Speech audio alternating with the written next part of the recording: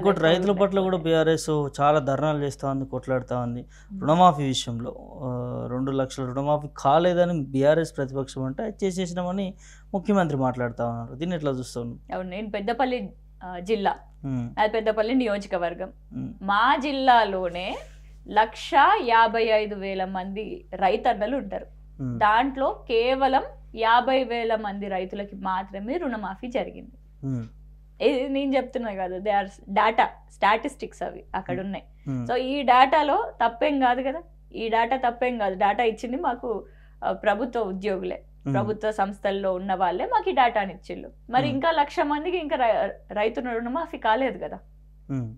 ఆ 1,00,000 మంది 2 లక్షల లోపు ఉన్న వాళ్ళు కూడా దాంట్లో చాలా మంది ఉన్నారు. మరి వాళ్ళందరికి ఓన్లీ 33% మాత్రమే ఇప్పటి వరకు రుణమాఫీ అయింది. మిగిలిన వాళ్ళందరికీ కూడా ఇంకా కాలే. And at the same time tweet చూసాను నేను యాక్చువల్లీ హరీష్ అన్నది. సో దాంట్లో SBI దగ్గర నుంచి రైట్ టు ఇన్ఫర్మేషన్ యాక్ట్ పెట్టి రుణమాఫీ ఎంతమందికి కాలేదు, ఒక్క బ్యాంకుల నుంచి తీస్తేనే కొన్ని లక్షల మంది వచ్చిళ్ళు. మరి ఇంకా మిగిలిన అన్ని బ్యాంకులలో రుణమాఫీ ఖాతా తీస్తే ఎంతమంది రావాలి? చాలా పెద్ద లెక్కలే ఉంటాయి.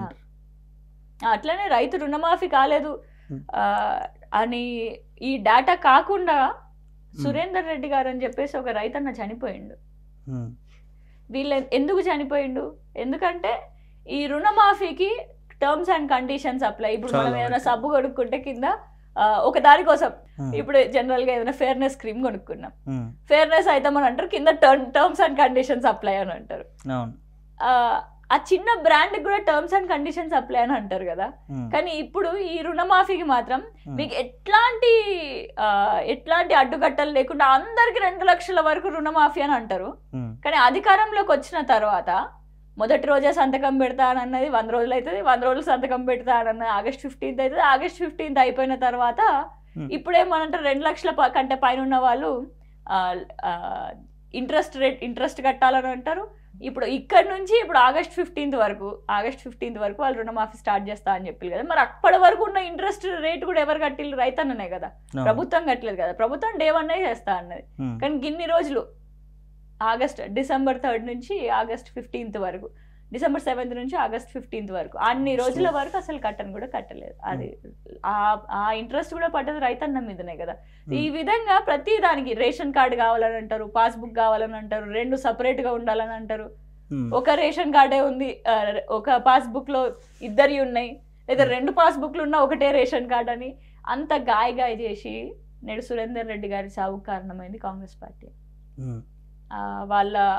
అతనికి వాళ్ళ అమ్మకి 2 మధ్యలో లొల్లుళ్ళు అయినాయి. దీనివల్ల 2 లక్షల అప్పు తీసుకున్నారు, రుణాలు తీసుకున్నారు. ఆ 2 లక్షల రుణాలు 2కి అయితలేదు, ఓన్లీ ఒకరికి అవుతుంది.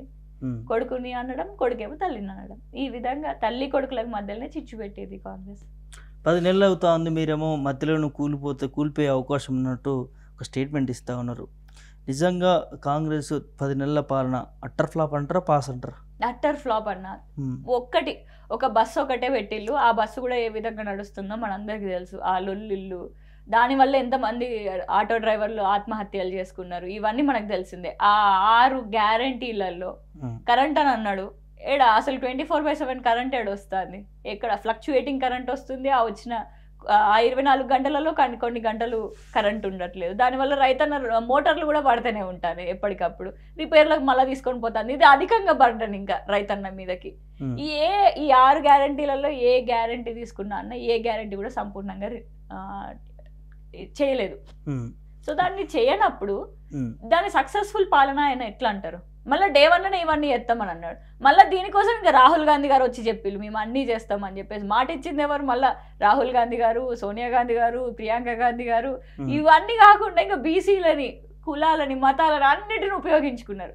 కామారెడ్డి డిక్లరేషన్ అన్నారు, బీసీలకి 42% రిజర్వేషన్ అన్నారు. ఏమైంది? ఇప్పుడు అది చేస్తలేరాయే, సర్పంచ్ ఎలక్షన్లు పెడతలేరాయే. అంటే లోకల్ బాడీ ఎలక్షన్లు ఉండొద్దా? సర్పంచ్లు, ఎంపీటీసీలు ఎంత ఇంపార్టెంట్. ఒకటి రన్ అవ్వాలంటే, ఒక సిస్టమ్ రన్ అవ్వాలి అంటే సర్పంచ్లు, ఎంపీటీసీలు, జెడ్పీటీసీలు వీళ్ళందరూ ఎంత ఇంపార్టెంట్. నేడు ఇక్కడ బీసీ కులగణన చేయాలి అని అంటే ఈ చేతనికి శాతం అయితే లేదా? శాతనే కానప్పుడు ఇంకా ఏం ఇంప్లిమెంటేషన్ ఏం చేస్తారు? ఇంకా కులగణనే శాతం కానప్పుడు 42% రిజర్వేషన్ ఇచ్చి ఎలక్షన్లు ఏం పెడతారు? సో అసలు దానికోసం పాలన కావాలంటే పాలకులు కావాలి. గ్రౌండ్ లెవెల్లో పాలకులు లేరు, అసలు సర్పంచులు లేరు, పాలకులు లేరు. మరి పాలకులు లేని పాలన ఎట్లా జరుగుతుంది? కాంగ్రెస్ పాలనలో పాలకులు కరువయ్యారా? పాలకులు కరువు కాలే, గ్రామానికి 100 మంది లీడర్ల లెక్క తయారై ఉన్నారు బీసీలలో. మంచి లీడర్షిప్ ఉన్నది. అసలు ఒక్కొక్కరు మీటింగ్లు పెడితే, ముదిరాజు సభ పెడితే లక్షల మంది బయలు చైతన్యవంతమై ఉన్నారు బీసీలు. పద్మశాలి మీటింగ్లు పెడితే లక్షల మంది బయలు. ప్రతి meeting full success, grand success. ₹1 ఇవ్వకపోయినా కూడా మస్తు మంది వచ్చిళ్ళు ఆ మీటింగ్లు అన్నిటికీ. అట్లాంటిది మీ పాలకులు కరువు కావడం కాదు, ఆ పాలకులు కావాలనంటే ఎన్నుకునే ప్రక్రియ ప్రభుత్వం చేపట్టాలి. ఈ కాంగ్రెస్ ప్రభుత్వం వచ్చిన దగ్గర నుంచి ఆ ప్రక్రియ చేపట్టడంలో, ఇప్పుడు ఆ ఇంప్లిమెంటేషన్ చేపట్టడంలో కంప్లీట్ గా ఫెయిల్ అయిందంటారు. ఇంకో అంశం, but we will not stop. అది ఫెయిల్ అయింది కదా అని చెప్పేసి సరే మీరు చేసేయండి, సర్పంచ్ ఎలక్షన్లు పెట్టేయండి అని ఎవరం మనం. బీసీ బిడ్డలు అందరు కూడా ఎట్లున్నారంటే, సర్పంచ్ ఎలక్షన్లు వద్దు, మాకు 42% ఇస్తేనే పెట్టు, లేకపోతే పెట్టకు. 42% రిజర్వేషన్ కావాలని గ్రామాల పరిస్థితి మరి బీసీల పరిస్థితి ఏంది? బీసీల ఓట్లతోటే కదా వాళ్ళు అధికారంలోకి వచ్చింది. మరి బీసీల ఓట్ బ్యాంక్ ఓట్లు మాత్రమే కావాలా? ఓట్లు మాత్రమే ఉపయోగించుకొని వాళ్ళు సీట్లు వచ్చిన తర్వాత, అధికారంలోకి వచ్చిన తర్వాత నెరవేర్చకపోతే ఏ విధంగా శిక్ష పెడతాం, ఏ విధంగా సురుకు పెడతామో తెలవాలి వాళ్ళకి. ఆ సురుకు వేడి తెలవాలి. దానికోసమే మేము ఖచ్చితంగా 42% ఇస్తే మాకు 42% రిజర్వేషన్లు కావాల్సిందే అని చెప్పేసి చేస్తున్నాం.